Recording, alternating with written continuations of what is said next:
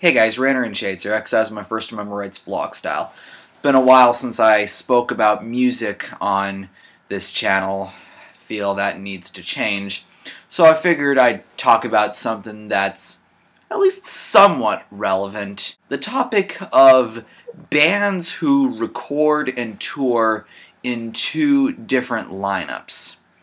The reason I claim that this is relevant is because a little while ago, about a month ago I want to say, maybe less than a month, Queensrÿche, and if I'm not pronouncing that right, sorry, that's just the way I always pronounced it, they released a new album this year entitled Frequency Unknown. Or maybe I should rephrase this. This was actually released by Geoff Tate's Queensrÿche. Or Queensrÿche featuring Geoff Tate, whatever you want to call it. That's who actually released the album. And it kind of just, brought me back to some emotions that I was feeling around September when news was brought out. You should also check out Cover Killer Nation's review of this album. He certainly has a good bit to say about this album. Now, I listened to some songs on this album back when I was playing some of the songs on my radio show at college. One of the rules for the station is you need to play 3 songs per hour from the rack chart, because that's how the station makes its money, and you need to write down the songs that you played. I decided to play some songs from this new Queensrÿche album because I just wanted to hear how it sounded. And from what I heard, yeah, it sounds decent for a hard rock record. There's certainly a good bit of names from the hard rock metal scene featured on this album. It's not bad as far as hard rock goes, but I really wouldn't consider this to be a Queensrÿche album. It's certainly lacking a lot of the elements that made albums such as Operation Mindcrime, Empire, and even Promised Land just so great. It's missing a lot of those. But this isn't just about Queensrÿche. Let's go back to September, when I originally heard that Geoff Tate was kicked out of the band. And they hired their new singer, Todd Latour, and basically I heard just then that Geoff Tate was going to be forming his own version of Queensrÿche. Basically going down the same route as LA Guns and Great White. And immediately when I read this, I thought to myself, no! Why? Why do you need to do this, Geoff? Why do you need to do this?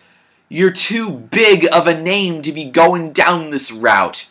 What, do you need the Queensrÿche name with you just to keep your name relevant?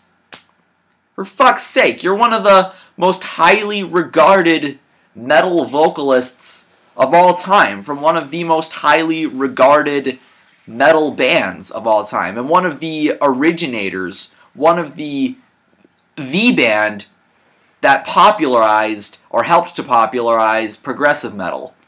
Certainly one of the original progressive metal bands from that time. I mean, there was also Fate's Warning and Dream Theater when they were just starting out, and unless you consider Rush to be a metal band, then they were there too, but I personally do not. My point is that you and your band are just too big of names to really be going down this dual lineup route. So why do you need to do this? Are you really that desperate for attention? Do you really think that this is what's going to give you the attention that you really want? I mean, Queensrÿche already, they're not really the most relevant band around. You think this is going to create buzz? It certainly created some buzz in the metal community. Enough buzz to make me want to talk about it. But yeah, I hate it when bands record and tour in 2 different lineups. LA Guns is notorious for this. For the Phil Lewis version and the Tracy Guns version. They've been doing this for damn near 2 decades. Almost. And Great White have also recently started doing this recently. There's Great White and Great White featuring Jack Russell or something like that. And I'm like, Jesus Christ. What is this going to accomplish? It's going to confuse fans. That's one thing it's going to do.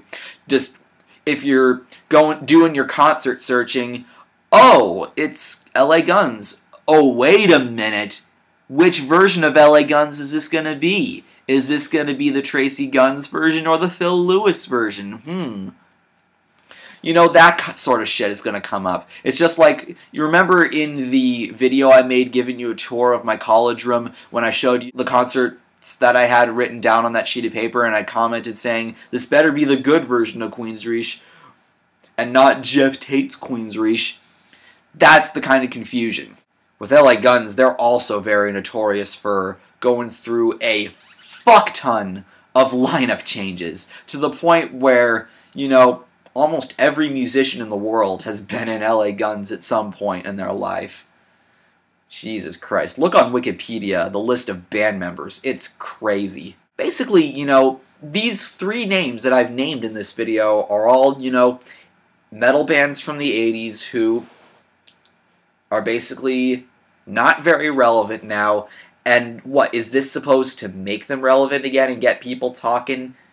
I mean, no. Nobody likes Dual lineups. I've never heard anybody speak kindly of Dual lineups. It's ridiculous, it's stupid, it's pointless, and it needs to stop. Especially with you, Jeff. If I were you, I would record and tour as a solo artist. You can keep working with all those musicians you've been working with on this Frequency Unknown album and just record and tour as a solo act. You released that one album back in 2002, and then you came out with that album like late last year. So you can always tour as a solo act. I mean, you're big and iconic enough of a name that you'd be expected to go solo. Nobody would really mind or object to it. So what's stopping you? I'd certainly prefer Jeff Tate as a solo act than Jeff Tate, the douchebag who needs the Queensrÿche name to keep himself alive and relevant. We don't need that. Fuck anybody who does this dual lineup shit. I mean, I like all three of the bands that I named. LA Guns, the first 3 albums, Great White, I think it's like the first 6, I think. And Queensrÿche, of course, they're going to be this immortal classic. There's always going to be these low points, but they're a classic. I have respect for all of these bands. But this dual lineup shit, recording and touring in 2 different lineups, it just brings my respect down. And it's really painful to have to say this. And with that, I'm going to close this video off. I feel I've rambled on enough. So, hope you're having a good day, evening, whenever you're watching this. And see you whenever I decide to make a video. I'm Shades, and I'll see you next time.